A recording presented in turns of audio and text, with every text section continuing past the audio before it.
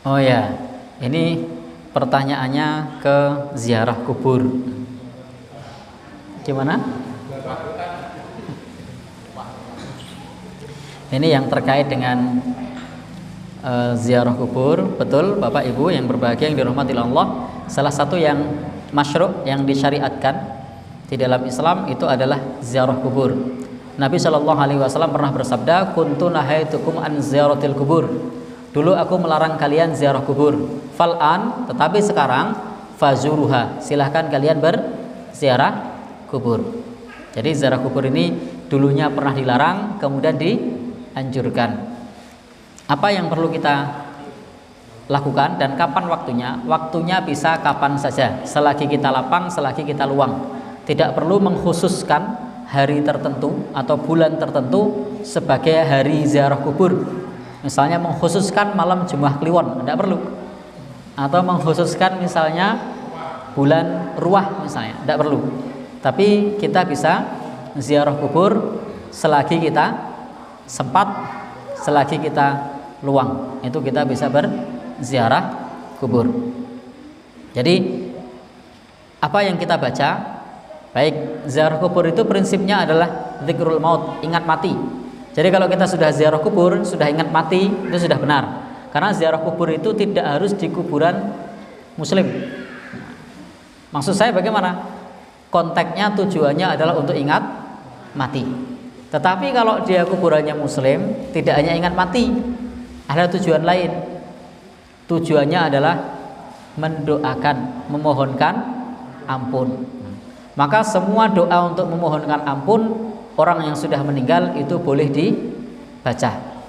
Kalau Nabi Shallallahu Alaihi Wasallam itu pernah bersabda untuk menguatkan tauhidnya. Jadi beliau mengatakan kepada sahabatnya untuk memintakan keteguhan dan juga untuk memohonkan istighfar. Kenapa? Fa'innahul an yus'al. Jadi kalau baru dikubur, maka pada saat baru dikuburkan itu setelah diuruk komplit, maka Nabi mengatakan fa'innahul an yus'al. Dia sekarang sedang ditanya. Maka Nabi mengatakan berikan dia keteguhan, berikan dia permohonan istighfar. Maka silahkan kalau kita mengantar jenazah, mohon ampun kepada Allah Subhanahu wa taala, mohon agar jenazah tersebut dikuatkan dengan kalimat la ilaha illallah. Nah, adapun doa pada saat ziarah kubur kalau umum itu adalah mengucapkan salam, assalamualaikum ya ahlal kubur. Ini doa yang sifatnya umum. Jadi mengucapkan salam kepada penghuni kubur. Seraya mengingatkan diri kita, antum salafuna wa nahnu bil athar. Kalian mendahului kami dan kami akan menyusul. Nah, kemudian mohonkan ampun untuk jenazah dan mohonkan ampun untuk diri kita.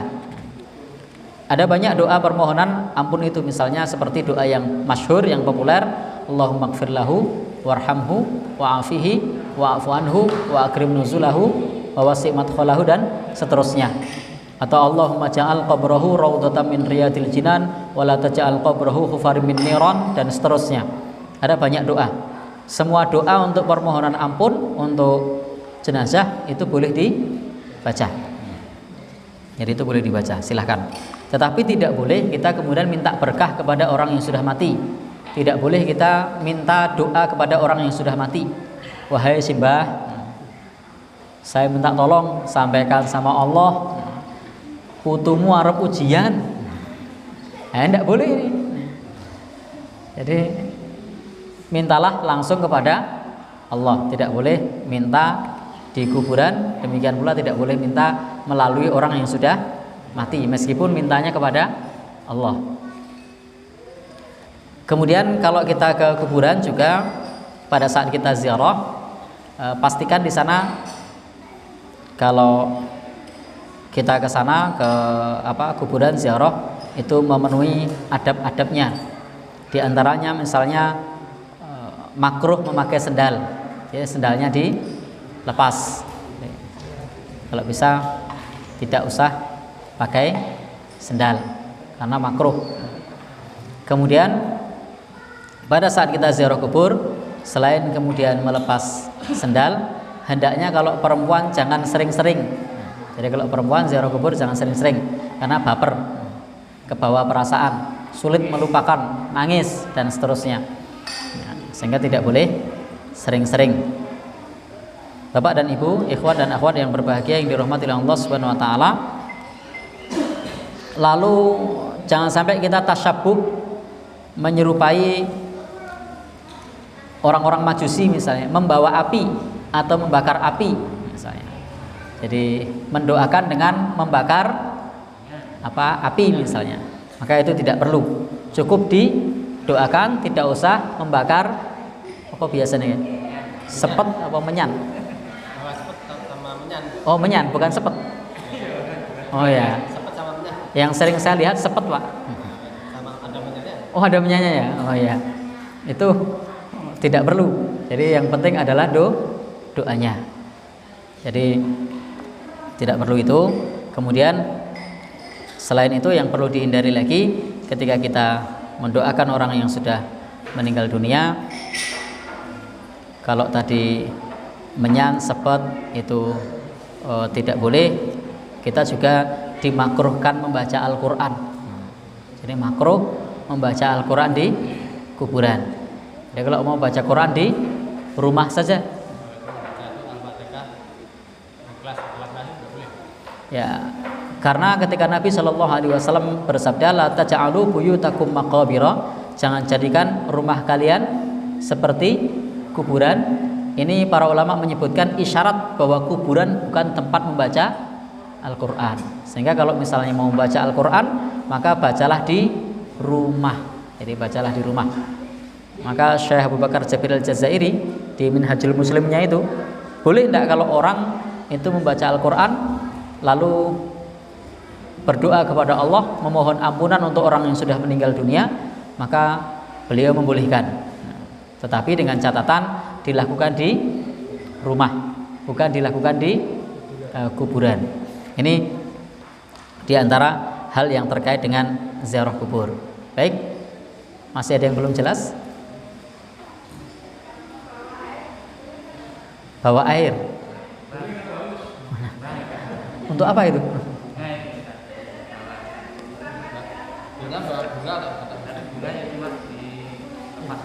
Oh ya.